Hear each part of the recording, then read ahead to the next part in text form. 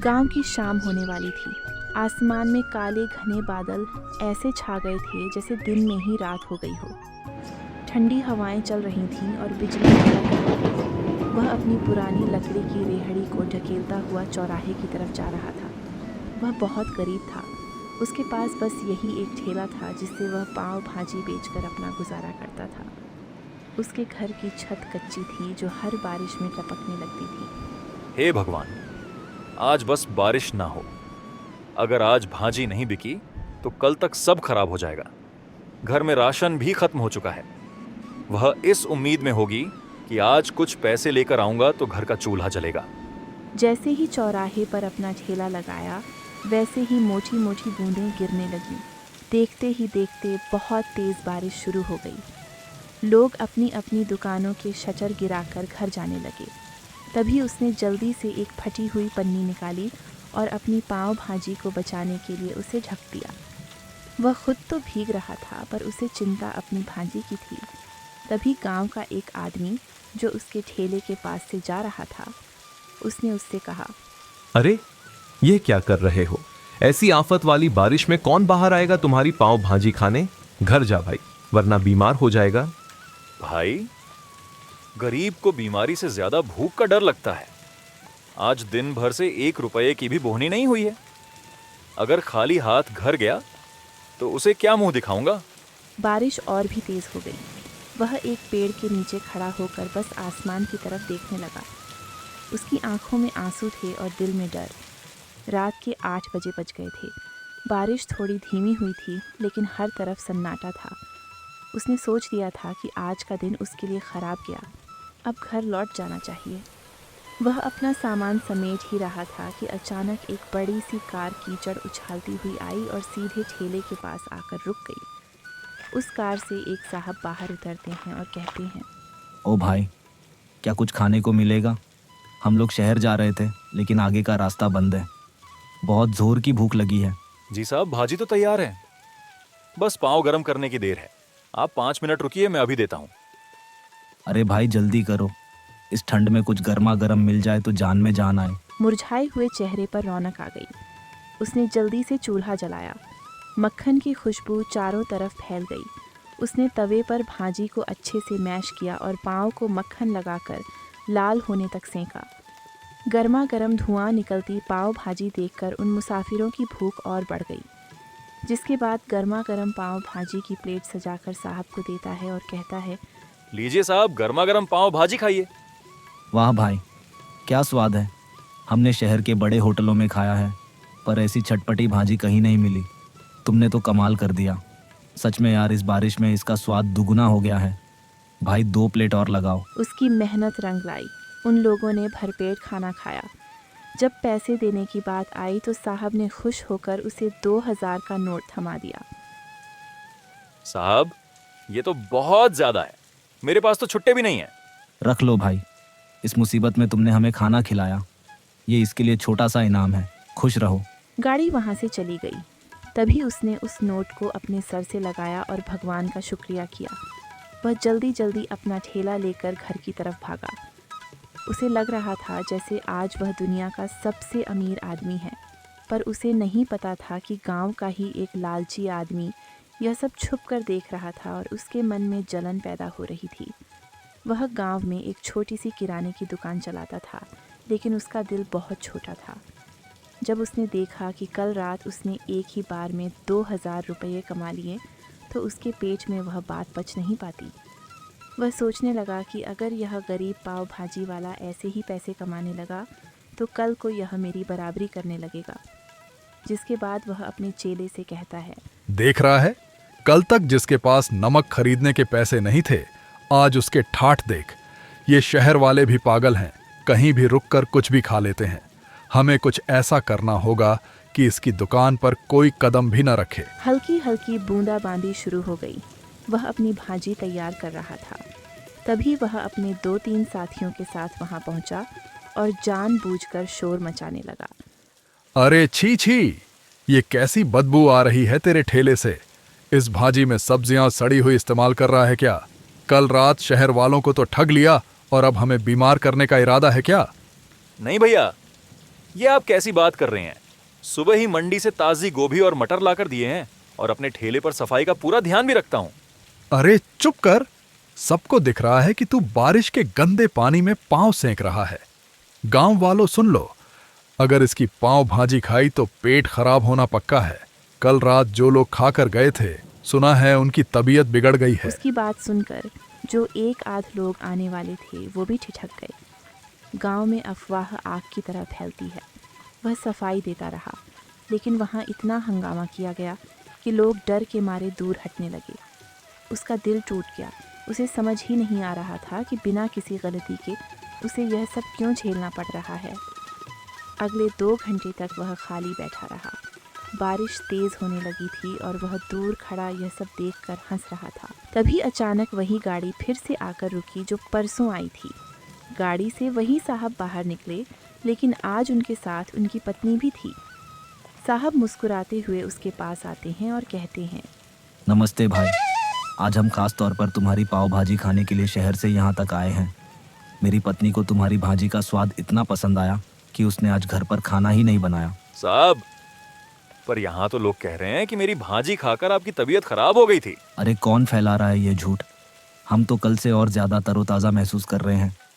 बल्कि मैंने तो अपने ऑफिस के ग्रुप में भी तुम्हारी फ़ोटो डाली है। देखो, पीछे एक और गाड़ी आ रही है, वो सब मेरे दोस्त हैं। साहब की बात सुनते ही उसका चेहरा पीला पड़ गया। देखते ही देखते वहाँ 3-4 गाड़ियाँ और रुक गईं। उसने फुर्ती से काम शुरू किया। ताज़े मक्खन और मसालों की ऐसी महक उठी कि गांव के जो लोग बातों में आ गए थे वो भी अपनी भूख नहीं रोक पाए। तभी गांव का एक बुजुर्ग ठेले पर आकर बोलता है, बेटा हमें माफ़ करना, हम इसकी बातों में आ गए थे। हमें भी एक प्लेट पाव भाजी खिलाओ, इसकी खुशबू ने तो भूख जगा दी है। उस रात उसकी सारी भाजी बिक गई। वह शर्म के मारे वहाँ से खिसक गया। उसने आज सिर्फ पैसे ही नहीं कमाए थे, बल्कि उसकी साजिश को भी नाकाम कर दिया था। दुकान अब गांव और शहर दोनों जगह मशहूर होने लगी थी। हर शाम उसके ठेले पर भीड़ जुटने लगी थी। उसकी पत्नी भी अब घर पर उसकी मदद करती और दोनों मिलकर और भी स्वादिष्ट मसाले तैयार करने लगे थे। लेकिन उसका सपना अब बड़ा हो गया था और एक रात जब वह घर लौटा तो उसने देखा कि छत से टपकते पानी को रोकने के लिए बर्तन रख रही है। पूरी रात दोनों सो नहीं पाए क्योंकि बिस्तर भीग चुका था और तभी उस रात उसने एक बड़ा फैसला लिया। अब बहुत हो गया। कब तक हम इस टपकती छत के नीचे रात गुजारेंगे? भगवान की दया से अब हमारे पास कुछ पैसे जमा हो गए हैं। मैं सोच रहा हूँ कि अब ठेला छोड़कर एक छोटी सी दुकान किराए पर ले लूँ। दुकान? पर इसके लिए तो बहुत पैसे लगेंगे और गांव के चौराहे पर दुकान मिलना भी तो मुश्किल है। कोशिश करने में क्या हर्ज है? अगर एक बार पक्की दुकान हो गई तो बारिश में भी धंधा बंद नहीं होगा और लोग आराम से बैठकर खा सकेंगे। मैं कल ही सरपंच जी से बात करूंगा। अगले दिन वह सरपंच जी के पास गया। सरपंच जी ने उसकी मेहनत देखी थी, इसलिए उन्होंने उसे चौराहे के पास एक पुरानी दुकान किराए पर दिलाने में मदद की। उसने दिन रात एक करके उस दुकान की सफाई की और उसे एक छोटे से पाव भाजी ढाबे का रूप दे दिया। ढाबे का नाम रखा गया पाव भाजी सेंटर। उद्घाटन के दिन उसने पूरे गांव को न्योता दिया। उसने सोचा था कि पुरानी बातें भूलकर वह उसे भी बुलाएगा ताकि गांव में भाईचारा बना रहे। जिसके बाद वह उसकी दुकान पर जाता है और कहता है, भाई, आज मेरी छोटी सी दुकान का उद्घाटन है, आप जरूर आना, मुझे बहुत खुशी होगी। बड़ा आया दुकान खोलने वाला। 2 दिन क्या शहर वाले रुक गए? तू तो अपने आप को राजा समझने लगा। जा, मैं नहीं आने वाला तेरी सड़ी हुई दुकान पर। वह उदास मन से वापस आ गया। शाम को ढाबे पर खूब रौनक थी। मुसाफिर, गांव के लोग और बच्चे सब बड़े चाव से पाव भाजी खा रहे थे। तभी अचानक कुछ ऐसा हुआ जिसकी किसी ने उम्मीद नहीं की थी। गांव के कुछ आवारा लड़के जिन्हें पैसे देकर भेजा गया था, ढाबे के अंदर आए और शोर मचाने लगे। और एक लड़का जानबूझकर प्लेट नीचे गिरा देता है और कहता है, अरे ये कैसी भाजी है? इसमें तो कंकड़ पत्थर हैं। तुम लोग हमें बीमार करना चाहते हो क्या? वह सन्न रह गया। उसे पता था कि भाजी उसने खुद छानी है, उसमें कंकड़ हो ही नहीं सकते। लेकिन वो लड़के इस बात को लेकर दुकान का सामान बाहर फेंकने लगे, जिसके कारण दुकान का पूरा माहौल खराब हो गया। तभी भीड़ में से एक कड़क आवाज़ आई, रुको, ये क्या बदतमीजी है? सबने मुड़कर देखा तो वो गांव के नए हेड कांस्टेबल थे। वह सादे कपड़ों में अपनी पत्नी के साथ वहां पाव भाजी खाने आए थे। उन्हें देखकर भेजे हुए लड़के घबरा गए, जिसके बाद उन्होंने उन लड़कों के पास जाकर कंकड़ वाली प्लेट उठाई और कहा, तुम कह रहे हो इसमें कंकड़ हैं, ज़रा मैं भी तो देखूं। अरे ये कंकड़ तो ऊपर से डाले गए लगते हैं, क्योंकि इस कंकड़ पर भाजी का मसाला भी नहीं लगा है। सच सच बताओ, तुम्हें यहाँ हंगामा करने के लिए किसने भेजा है? वो साहब, हमें तो उन्होंने ही बोला था कि इसकी दुकान जमने नहीं देनी है। उन्होंने हमें पैसे दिए थे। यह सुनते ही वहां खड़े गांव वालों में कानाफूसी शुरू हो गई। सबको समझ आ गया कि वह बेकसूर है, जिसके बाद हेड कांस्टेबल ने उन लड़कों को डांट कर भगा दिया और उससे कहने लगे, भाई डरो मत, तुम्हारी ईमानदारी ही तुम्हारी सबसे बड़ी ताकत है। आज से यहाँ तुम्हें कोई परेशान नहीं करेगा। चलो अब हमारे लिए 2 प्लेट बढ़िया सी पाव भाजी लगाओ, बहुत भूख लगी है। उसकी आंखों में आंसू आ गए। उसने हिम्मत जुटाई और फिर से काम शुरू किया। उस दिन के बाद गांव वालों का भरोसा उस पर और भी ज़्यादा बढ़ गया। उसका काम अब दिन दुगुनी रात चौगुनी तरक्की कर रहा था। दूसरी तरफ उसकी जलन कम होने का नाम नहीं ले रही थी। उसने सोचा कि अगर वह पाव भाजी बेचकर अमीर हो सकता है तो मैं क्यों नहीं। उसने भी अपनी दुकान के बाहर पाव भाजी का बड़ा सा बोर्ड लगा दिया और तभी अपने चेले से कहा, देख, वो ताजी सब्जियां और महंगा मक्खन डालता है, इसलिए उसे बचत कम होती है। हम क्या करेंगे? हम मंडी से सस्ती और थोड़ी बासी सब्जियां लाएंगे और मक्खन की जगह सस्ता डालडा घी इस्तेमाल करेंगे और स्वाद के लिए तेज मिर्च डाल देंगे। किसी को पता नहीं चलेगा। दुकान तो शुरू कर दी, लेकिन इरादा सिर्फ पैसा कमाना था, सेवा करना नहीं। शुरुआत में कुछ लोग कम दाम के लालच में उसके पास गए, लेकिन 2 ही दिन में असर दिखने लगा। और एक दिन गांव का एक आदमी पेट पकड़कर दुकान पर आया और कहने लगा, अरे ये क्या खिला दिया तुमने? कल रात तुम्हारी पाव भाजी खाई थी, तब से पूरे घर का पेट खराब हो गया है। डॉक्टर के यहाँ चक्कर लगाने पड़ रहे हैं। धीरे धीरे उसकी पोल खुलने लगी। जो लोग सस्ते के चक्कर में वहाँ पाव भाजी खाने गए थे, उनकी तबीयत खराब हो गई थी। गांव की पंचायत में शिकायत पहुँच गई। सरपंच जी ने उस पर भारी जुर्माना लगाया और उसकी दुकान कुछ दिनों के लिए बंद करवा दी। उसे लालच की बहुत बड़ी सज़ा मिली थी। दुकान बंद हो गई और पूरे गांव में उसकी बदनामी हो गई। दूसरी तरफ उसने अपनी मेहनत से न केवल गांव वालों का दिल जीता, बल्कि अब दूर दूर से लोग उसकी पाव भाजी का स्वाद चखने आने लगे थे। लेकिन उसका दिल आज भी उतना ही साफ था जितना पहले दिन था। उसका छोटा सा ढाबा अब छोटा पड़ने लगा था।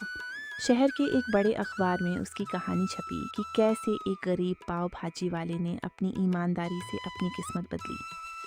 इस खबर के बाद शहर के एक बड़े बिजनेसमैन उसके पास आए और बोले, भाई, आपकी भाजी में जो स्वाद है वो मैंने आज तक कहीं नहीं चखा। मैं चाहता हूं कि शहर के मुख्य हाईवे पर हम मिलकर एक बड़ा फैमिली रेस्टोरेंट खोलें। जगह और पैसा मेरा होगा और हुनर आपका।